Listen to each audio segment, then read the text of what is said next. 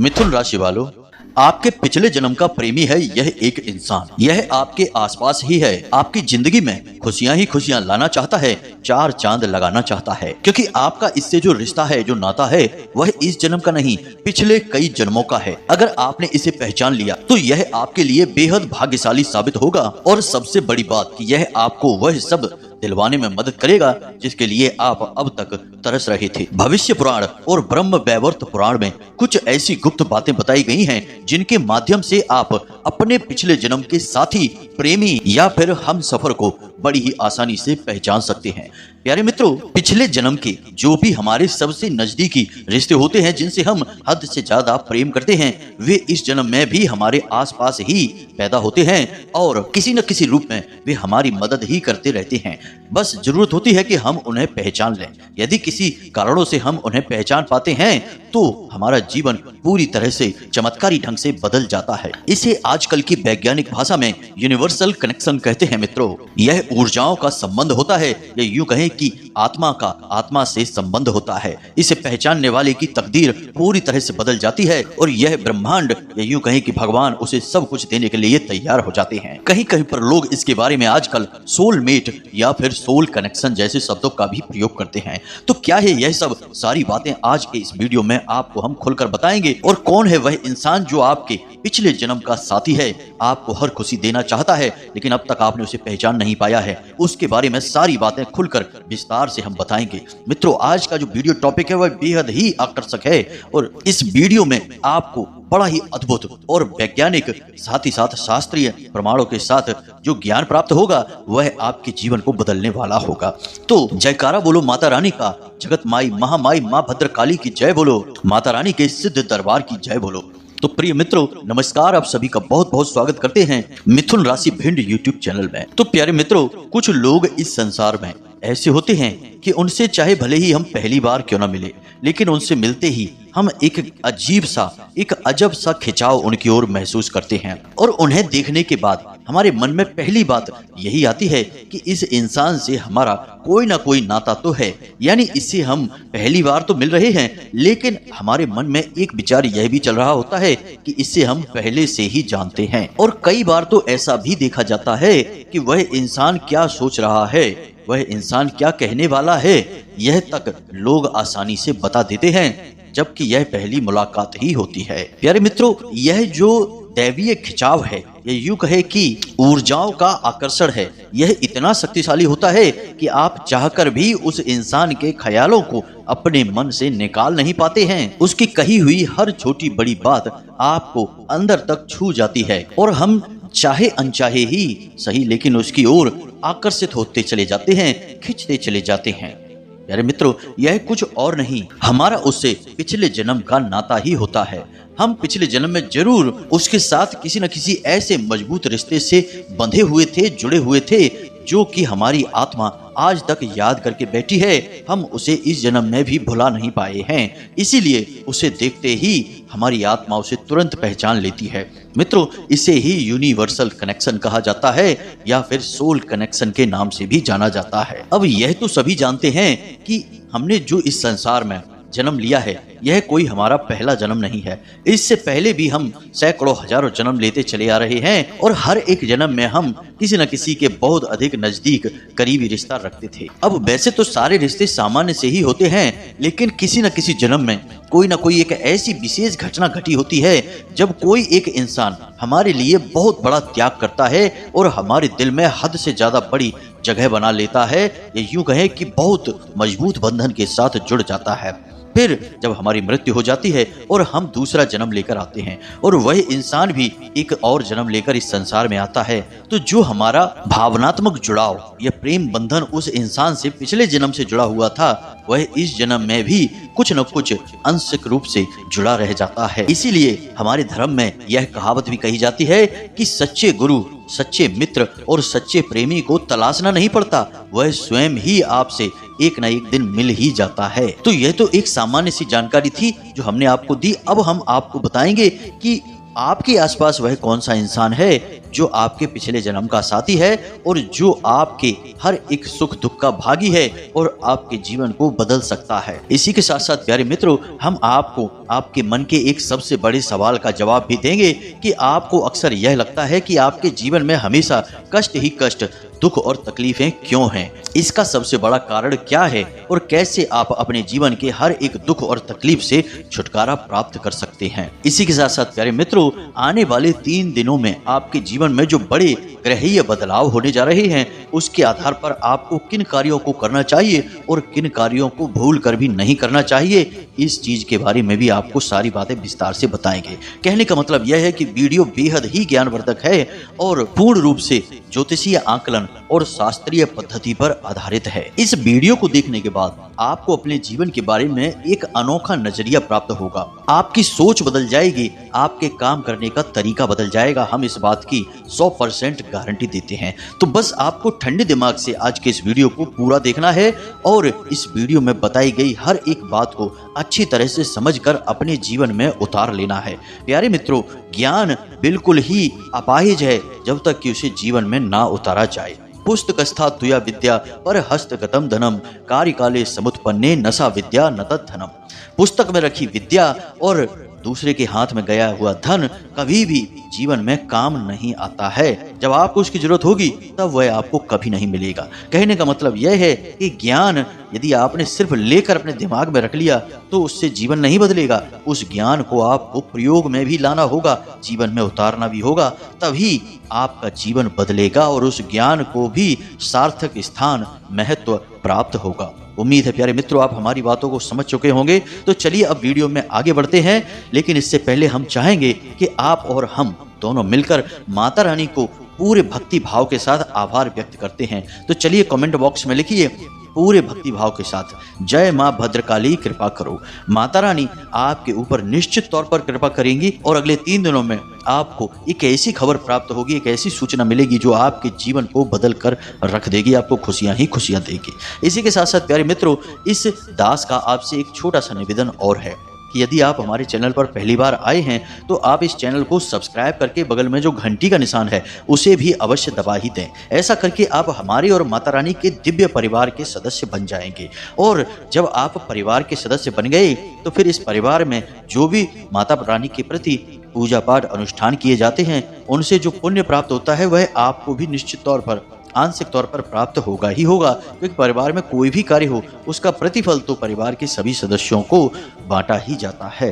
तो चलिए मित्रों, जल्दी से चैनल को सब्सक्राइब करिए, फिर आगे बढ़ते हैं। तो प्यारे मित्रों, हमारे पिछले जन्म के जो रहस्य हैं, जो बातें हैं, उन्हें जान पाना वैसे तो लगभग नामुमकिन है, क्योंकि लोगों की जो स्मृति है वह पूरी तरह से समाप्त हो जाती है पिछले जन्म की, और लोग इस संसार में आकर भागदौड़ भरे जीवन में इतने व्यस्त हो जाते हैं, या यूं कहा जाए कि माया के बंधन में इतनी बुरी तरह से जकड़ जाते हैं कि लोग परलोक की सारी बातें भूल जाते हैं, विस्मृति छा जाती है। लेकिन फिर भी हमारे प्राचीन काल के ऋषि मुनियों ने काफी रिसर्च करके, या यूं कहें कि योगिक पद्धति का प्रयोग करके किताबों के माध्यम से हमें कई रूपों में ज्ञान दिया है, जिसे हम वेद, पुराण, उपनिषद कहते हैं। और इन्हीं पुराणों में, वेदों में कहीं ना कहीं पिछले जन्म से जुड़ी हुई कुछ विशेष जानकारियां भी होती हैं, जिससे कि जातक यह आसानी से जान सकता है। इसी प्रकार ज्योतिष शास्त्र में भी केतु की स्थिति को देखकर यह जाना जा सकता है कि जो आपके आसपास के लोग हैं, जो आज के इस समय के आपके रिश्तेदार हैं, उनसे आपका पिछले जन्म का क्या नाता था। लेकिन प्यारे मित्रों, वेदों की भाषा को समझने के लिए स्वयं वेदज्ञ होना बहुत आवश्यक है। और आजकल इतना समय किसके पास है कि लोग वेदों को पढ़ सकें, पुराणों को पढ़ सकें और उसके ज्ञान को आत्मसात कर सकें। तो स्वयं श्रीमद् भागवत में लिखा हुआ है कि परोक्षवादः वेदोयम, यानी वेदों की भाषा जो है वह परोक्षवादी होती है। तो यदि आपने वेदों को पढ़ भी लिया तो उसके ज्ञान को आप ज्यों का त्यों समझ पाएं, इस बात की संभावना बहुत कम होती है, क्योंकि आपको वेदज्ञ होना पड़ेगा, यानी कि इस संसार को भूलकर उस परमात्मा में लीन होना पड़ेगा, इस माया के बंधन से मुक्त होना पड़ेगा, तभी आप वेदों की सही ज्ञान को ग्रहण कर पाएंगे। तो यह बहुत बड़ी बात हो जाती है। किसी साधारण मानव के लिए ये सारी विधियों को अपना पाना लगभग नामुमकिन है। तो अब ऐसे में आपके पास एक ही उपाय है कि जो शास्त्रों में कुछ संकेत बताए गए हैं, जो विशेष बातें बताई गई हैं, बस उन संकेतों और बातों को आप पहचानें और उनके अनुसार अपने जीवन का सही आकलन करें।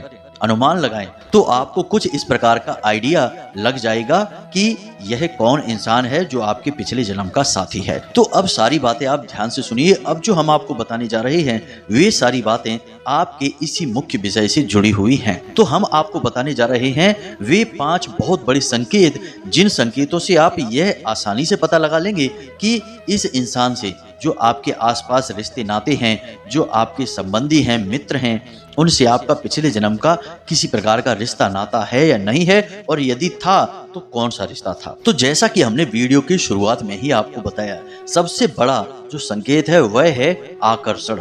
जी हाँ मित्रों, अब इस संसार को जैसा हम समझते हैं यह संसार वैसा नहीं है। यानी कि हम अपनी 5 कर्मेंद्रियां और 5 ज्ञानेंद्रियों के माध्यम से इस संसार को जितना समझ पाते हैं, यह संसार केवल उतना नहीं है, उससे भी कहीं अधिक इस संसार की महिमा है। जी हाँ मित्रों, ऊर्जाओं का ऐसा विशेष ताना बाना है जिसे हम समझ नहीं पाते हैं, क्योंकि हम इस भौतिक शरीर के अंदर हैं और हम इस भौतिक दुनिया में जो हमें दिखता है, सुनाई देता है, महसूस होता है, बस उसे ही जान और समझ पाते हैं। लेकिन हमारे अंदर, या यूं कहें कि हमारा जो असली स्वरूप है, आत्मा का स्वरूप है, वह इस संसार की संपूर्ण ऊर्जाओं के ताने बाने को अच्छी तरह से जानती है। और इस आत्मा ने यह अकेला एक शरीर धारण नहीं किया है, इससे पहले भी इसने कई सैकड़ों और हजारों शरीर धारण किए हुए हैं। तो इस आत्मा के पास उस परम ब्रह्म का भी ज्ञान है कि वह कहाँ से आई है और कौन है उसका असली मालिक।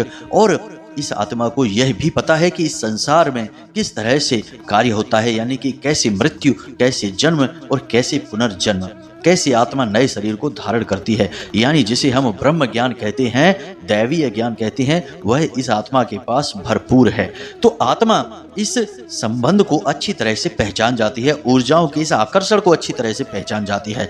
तभी ऐसा होता है कि आप किसी इंसान से पहली बार ही मिले और आपको वह अच्छा लगने लगता है। उसकी बातें, उसके शब्द, उसकी आवाज, उसका चेहरा, उसकी चाल ढाल, कपड़े पहनने का तरीका, हर बात आपको बहुत अच्छी लगती है। आप उसकी ओर ना चाहते हुए भी खिंचे चले जाते हैं। आपका मन करता है कि आप उसे बस सुनते रहें, देखते रहें, उसकी हर एक बात को मानते रहें, जबकि यह आपकी पहली मुलाकात होती है। यह कैसे हो सकता है कि किसी इंसान के प्रति हम इतना आकर्षित हो जाएं, वह भी मात्र पहली मुलाकात में।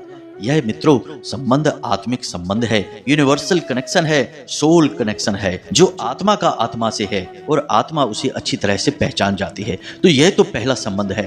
अब दूसरा संकेत आपको बताते हैं कि जब आप किसी परेशानी में होते हैं, मुसीबत में होते हैं, या फिर आप उदास होते हैं, मन में आपकी बेचैनी होती है और आप अकेलापन महसूस करते हैं, तब आपको हिम्मत बढ़ाने के लिए, परेशानी से बाहर निकालने के लिए, आपका सहयोग करने के लिए यह इंसान आपके पास आता है।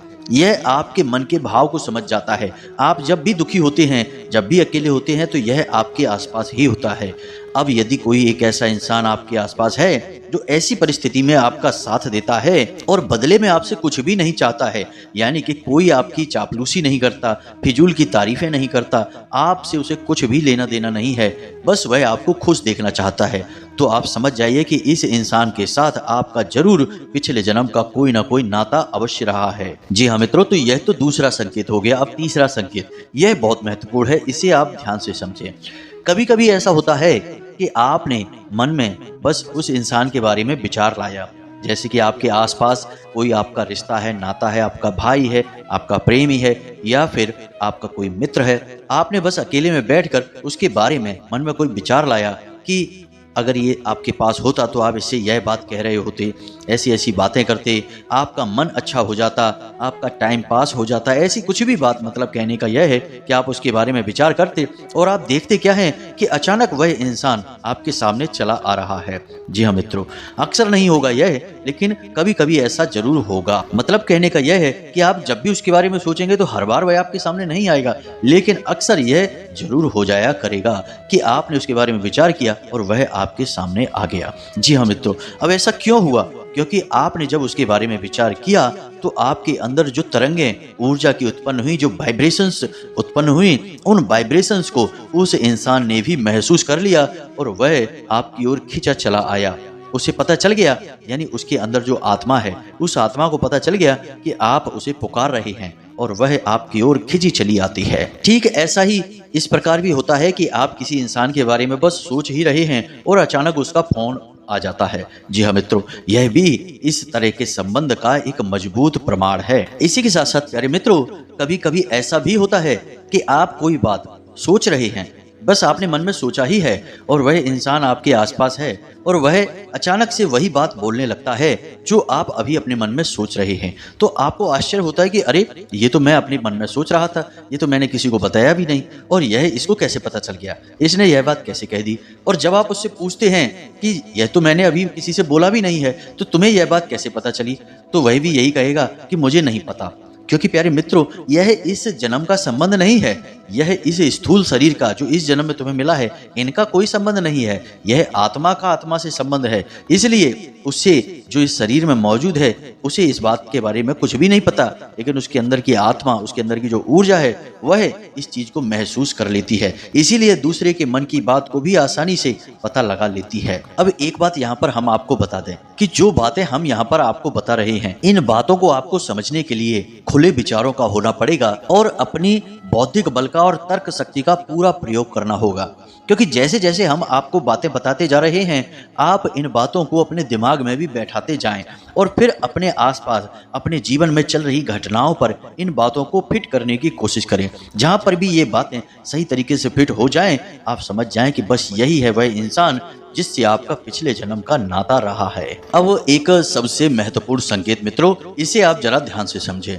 कभी कभी जीवन में ऐसा होता है कि हमारा कोई अपना होता है जिसके प्रति हमारे मन में कोई गलतफहमी हो जाती है, यानी कि गलत भावनाएं आ जाती हैं और हम उससे नाराज हो जाते हैं। कभी कभी तो हम उससे बुरी भली बातें भी कह देते हैं, कुछ ऐसे कटु शब्द कह देते हैं जो कि अच्छे नहीं होते हैं। लेकिन इन सब बातों के बाद जब हमें क्रोध शांत होता है और हमें एहसास होता है कि हमने गलत काम कर दिया और हम जब क्षमा मांगते हैं या हमारे मन में यह गलती का भाव ही उत्पन्न हो जाता है, तो इसे भी वह इंसान समझ लेता है और वह आपकी कही किसी भी बात का बुरा नहीं मानता है। आप चाहे उसके साथ कैसा ही व्यवहार करें, कैसी ही बातें करें, उसे कोई फर्क नहीं पड़ता है। वह केवल और केवल आपकी अच्छाई चाहता है, आपको खुश देखना चाहता है, यानी कि हर परिस्थिति में आपका साथ निभाना चाहता है। आपकी बुराइयों के बावजूद भी वह आपको अपना लेता है, आपसे रिश्ता निभाना चाहता है। यदि यह स्थिति है तो आप समझ जाइए कि यह निश्चित तौर पर आपका पिछले जन्म का सच्चा प्रेमी, सच्चा हमसफर रहा है। अब एक और संकेत है जो इसी संकेत से जुड़ा हुआ है मित्रों, इसे भी आप ध्यान से सुनिए कि आपके मन में उसके प्रति गलतफहमी पैदा ही क्यों होगी।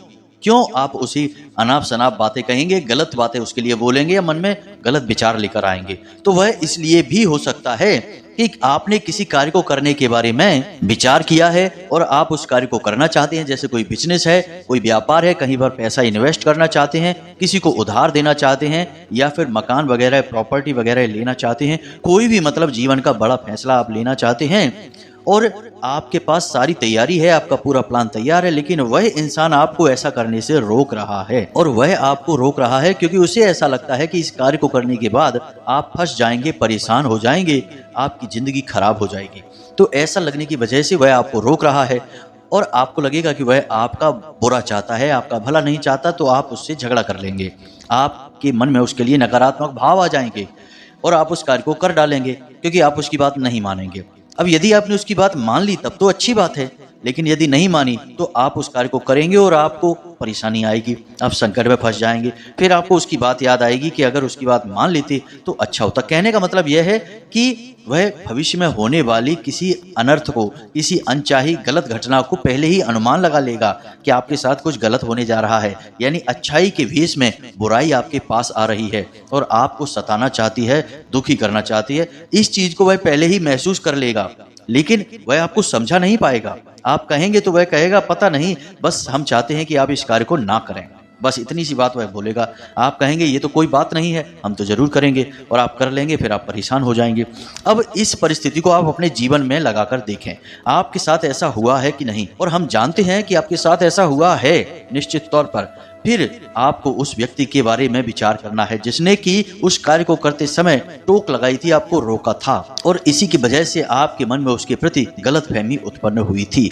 जी हाँ मित्रों, ये छोटे छोटे से संकेत हैं जो सरल भाषा में आपके पिछले जन्म के रिश्ते नातों के बारे में, अपने प्रेमी के बारे में आपको ज्ञान देते हैं। अब वैदिक परंपरा में, पुराणों में जो चीजें लिखी हैं वे बहुत ज्यादा गूढ़ हैं, गहरी हैं। उन्हें समझ पाना एक सामान्य इंसान के बस की बात नहीं है। हमने पहले ही कह दिया है कि वेदों की भाषा परोक्षवादी होती है, परोक्षवादा वेदोयाम। तो अब यह परोक्षवादी भाषा को समझना भी बड़ा ही क्लिष्ट है, बड़ा ही मुश्किल है। तो सरल भाषा में समझ लेते हैं। तो हमने आपको सारी बातें सरल भाषा में समझा दी हैं। अब आप अनुमान लगाएं और जान जाएं कि कौन है आपका पिछले जन्म का साथी। अब यहाँ पर हम आपको एक बात और बता दें कि श्रीमद् भागवत ही यह कहती है कि हर इंसान किसी जन्म में पुरुष बनकर पैदा होता है, किसी जन्म में स्त्री बनकर पैदा होता है, क्योंकि ये शरीर जो है यह स्त्री और पुरुष का होता है, लेकिन जो आत्मा इस शरीर को धारण करती है वह ना तो स्त्री है ना ही पुरुष है, वह केवल ऊर्जा का शुद्ध स्वरूप है जो कि परम आत्मा से, या फिर यूं कहें कि ईश्वर की ऊर्जा से संचालित होती है और उसी में से निकली है और एक दिन उसी में विलीन हो जाती है। अब ग्रहों की जो चाल है आपकी राशि में, आपकी कुंडली में, उसके अनुसार हम आपको बता देते हैं अगले 3 दिनों में आपको ये 3 काम भूल कर भी नहीं करने हैं। पहला काम कि अपनी हरे रंग की कोई भी वस्तु किसी को दान नहीं करनी है। जी हाँ मित्रों, यह आपके लिए बहुत खतरनाक हो जाएगा, क्योंकि इस जून के महीने में बुध आपके लिए लाभ भाव में गोचर करेंगे और आपको अमीर बनाने के लिए कार्य करेंगे। और यदि आपने बुध से जुड़ी चीजों को ही किसी को दान कर दिया तो आप अपनी सदगति, अपने सौभाग्य को ही किसी को दान कर देंगे। तो आपको हरे रंग की कोई भी वस्तु किसी को दान नहीं करनी है। दूसरा कि सफेद रंग का कोई भी कपड़ा, किसी भी प्रकार की कोई चीज किसी को नहीं देनी है, ना ही प्रयोग करने के लिए और ना ही दान देनी है। तीसरा कि अगले 3 दिनों में आपके जीवन में एक ऐसी परिस्थिति बनेगी जब आपसे कोई भूखा इंसान भोजन मांगेगा या फिर कोई किसी प्रकार की भीख मांगेगा तो आपको उसका निरादर नहीं करना है। वह ईश्वर की परीक्षा है, स्वयं शनिदेव की परीक्षा है। तो आप उसे संतुष्ट करके भेजें, उसके चेहरे पर मुस्कुराहट लेकर आएं तो आप शनिदेव को प्रसन्न कर देंगे। असल में इन लोगों के यानी कि लेबर वर्कर और भिखारियों के जो अधिपति हैं वे स्वयं शनिदेव हैं और इन्हीं रूपों में वे आपके पास परीक्षाएं लेने के लिए आते हैं। तो इस मौके को बिल्कुल भी ना गंवाएं और उसे प्रसन्न करके भेजें। अब सबसे महत्वपूर्ण बात कि अगले 3 दिनों में आपको जब भी मौका लगे, अवसर मिले, तो आप गाय को एक आटे की लोई अवश्य खिलाएं। आपको क्या करना है कि आप आटे को गूंथें और उसकी एक रोटी बना दें और उस रोटी के ऊपर आप हल्दी से एक स्वास्तिक बना दें और उस स्वास्तिक के बीच में आप एक इलायची और कुछ चावल के दाने रख दें और उसके बाद उस रोटी को फोल्ड करके वापस से एक लोई का या एक पेड़े का आकार दे दें। उम्मीद है आप समझ गए होंगे। इसको आपको गाय को खिला देना है। आप यह शाम के समय खिलाएंगे और जब आप इसे गाय को खिला रहे होंगे उस समय आपका मुख दक्षिण दिशा और पश्चिम दिशा के बीच यानी कि नैऋत्य कोण की ओर होना चाहिए। बस आपको इतना सा कार्य करना है। इससे गुरु, बुध, शुक्र और माता लक्ष्मी चारों देवी देवता और ग्रह आपसे प्रसन्न हो जाएंगे और आपके जीवन में बन रहे पंचग्रही राजयोग और बुध आदित्य योग का आपको विशेष लाभ प्राप्त होगा। बस इस कार्य को आपको एक बार ही करना है अगले 3 दिनों के अंदर। तो इसी के साथ साथ मित्रों आज की इस वीडियो को विराम देते हैं। उम्मीद है कि जो जानकारी हमने आपको दी है इस जानकारी का प्रयोग करके आप अपने जीवन में किसी न किसी प्रकार से लाभ अवश्य उठा पाएंगे। अब यदि कोई प्रश्न उठता है आपके मन में तो आप कमेंट करके पूछ सकते हैं या फिर डिस्क्रिप्शन में दिए गए व्हाट्सएप नंबर पर मैसेज करके भी पूछ सकते हैं। समय मिलने पर हम आपके प्रश्नों के जवाब अवश्य देंगे। इसी के साथ साथ आज की इस वीडियो को विराम देते हैं। हमेशा हंसते रहिए, मुस्कुराते रहिए, सकारात्मक रहिए। याद रखिए कि माता रानी की आपके ऊपर पूरी कृपा और आशीर्वाद आ चुका है क्योंकि आप माता रानी के दिव्य परिवार के सदस्य बन चुके हैं। तो पूरे प्रेम और भाव के साथ बोलिए जय माई की, जय मां भद्रकाली। माता रानी आपका कल्याण करेंगी। धन्यवाद।